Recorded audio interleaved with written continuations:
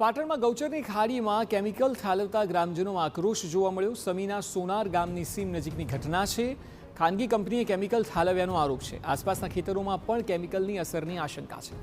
GPCB, SDM, મામલતદાર સહિતના અધિકારીઓ દોડી આવ્યા હતા। ગ્રામજનોનો રોષનો ભોગ બન્યા હતા અધિકારીઓ।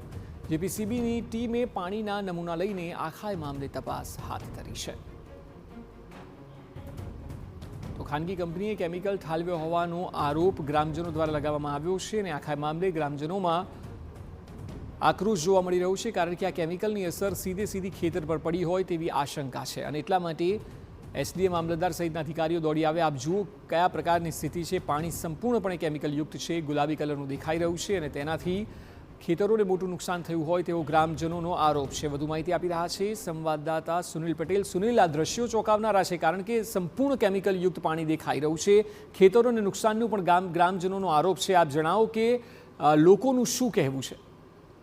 અક્ષય, ચોક્કસ કહી શકાય તો જે રીતે સમગ્ર ઘટના સામે આવી છે, ચોંકાવનારી આ ઘટના કહી શકાય। ખેડૂતો માટે ખૂબ જ રોજ સમાન આ ઘટના કહી શકાય। તો સમીના સોનાર ગામ પાસેથી જે હાઈવે પસાર થાય છે તેની પાસે જ હાઈવે પર નજીક જ કહી શકાય તો એક ખાનગી કંપની ચાલી રહી છે અને તે જ કંપનીનો દ્વારા જે કેમિકલ યુક્ત જે કહી શકાય તો જે કચરો હોય છે તેને આસપાસના ખેતરો નજીક ઠાલવવામાં આવતા હોવાની જે ઘટના સામે આવી છે તેને જ લઈને કહી શકાય તો જે ખેડૂતોમાં ભારે રોષ જોવા મળ્યો છે। સોનાર ગામના ખેડૂતો અને ગ્રામજનોમાં અતિ ભારે રોષને લઈને કહી શકાય તો ગુજરાત પોલ્યુશન બોર્ડની ટીમ, પ્રાંત અધિકારી તેમજ મામલતદાર જે સમી છે તે પહોંચી દોડતા થઈ ગયા છે અને સ્થળ પર ઘટના સ્થળે પહોંચી અને સમગ્ર મામલે તપાસ હાથ ધરી છે। તેમજ જે કહી શકાય તો જીપીસીએફના જે અધિકારી છે તેમના દ્વારા જે કહી શકાય તો જે કેમિકલની જે કહી શકાય તો વાત કરવામાં આવતી તેના નમૂના લેવામાં છે। તેમજ આસપાસના જે ખેતરો છે આપ દ્રશ્યમાં પણ જોઈ રહ્યા છો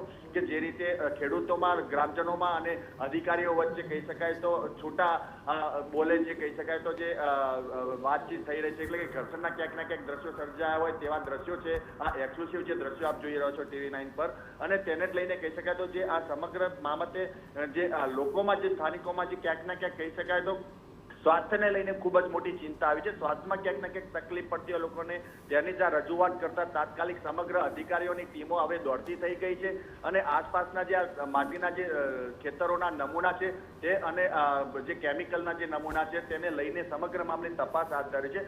પરંતુ હવે જે રીતે આ ખાનગી કંપનીઓ જ્યારે કહી શકાય તો જમીનના જે છેવાડા સુધી જ્યારે પહોંચી છે ત્યારે ક્યાંક ના ક્યાંક જે ખેતરોમાં જો આ પ્રકારના કેમિકલ ઠાલવવામાં આવશે તો આવનાર સમયમાં જે ખેતીની જે જમીન છે તેની ગુણવત્તા સામે પણ ખૂબ જ મોટા પ્રશ્નો અને ગંભીર કહી શકાય તો પરિણામો પણ સામે આવે છે અને લોકોના સ્વાસ્થ્ય સાથે પણ ક્યાંક ના ક્યાંક આ સમગ્ર ઘટના સામે આવતા મોટા પ્રશ્નો પણ સામે આવી રહ્યા છે।